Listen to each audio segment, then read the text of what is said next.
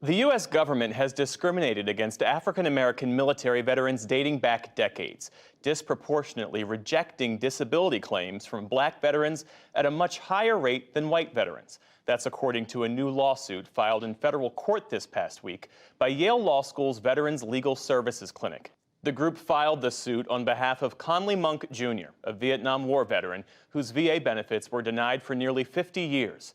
He's joining me now, along with Richard Brookshire, who served in the U.S. Army before co-founding the Black Veterans Project. Welcome to you both. Thank you. Happy to be here. Thank you. And Mr. Monk, you enlisted in November 1968. You served in Vietnam, but you were wrongfully denied an honorable discharge, which meant that you received no VA benefits. The VA denied your applications for education, housing, and disability benefits, before finally agreeing in December 2020 that you were in fact eligible all along. How did the lack of VA benefits affect your life? It really damaged me by this not letting my family receive any form of benefits. I couldn't receive any benefits and neither could they. So my kids was not entitled to educational benefits, which they should have been entitled to. They could have also got some sort of the stipend while they was going to school. And also the fact that I couldn't even get my job back. I worked for the VA when I left to go in the military.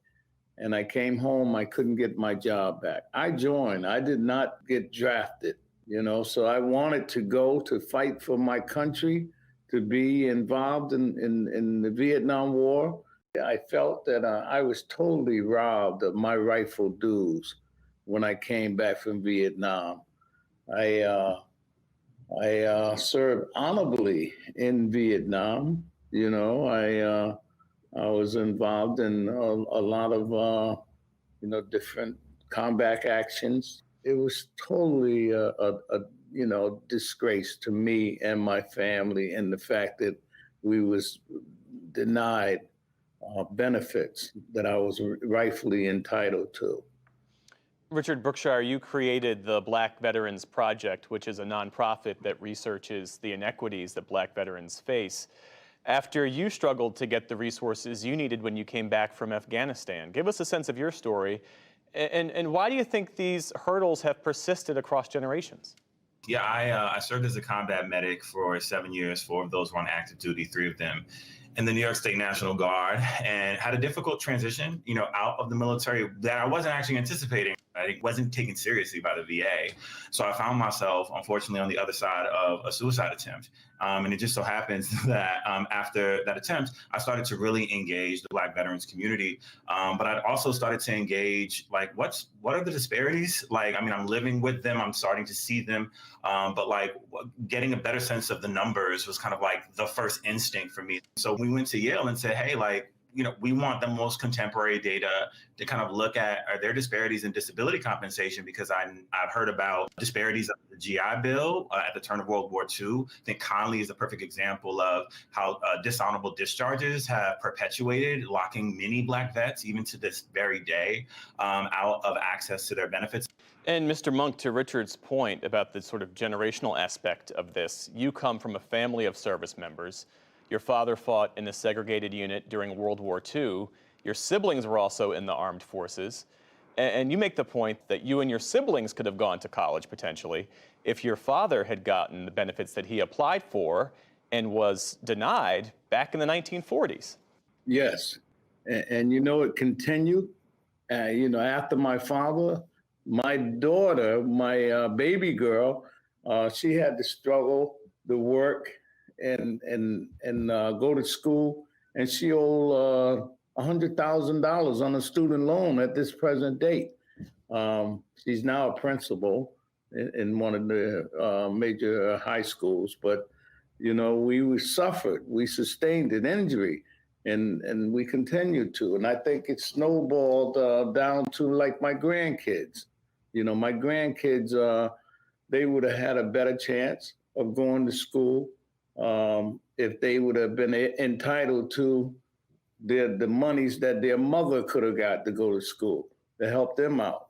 And not only that, the housing benefits. We was denied housing benefits, where I could not get a housing loan.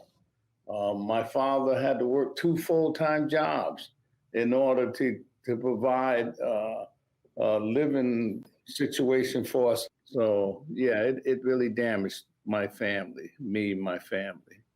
Well, we reached out to the VA to get a statement in response to this lawsuit, and without addressing the merits of the suit, we got this statement that reads, part of which reads this way: Secretary McDonough has made clear that delivering world-class, timely, equitable care and benefits to all veterans is our top priority at VA. Throughout history, there have been unacceptable disparities in both VA benefits decisions and military discharge status due to racism, which have wrongly left Black veterans without access to VA care and benefits. We are actively working to right these wrongs, and we will stop at nothing to ensure that all Black veterans get the VA services they have earned and deserve. Richard Brookshire, the VA is acknowledging that, yes, there's a problem. I guess the question is, what should be done about it?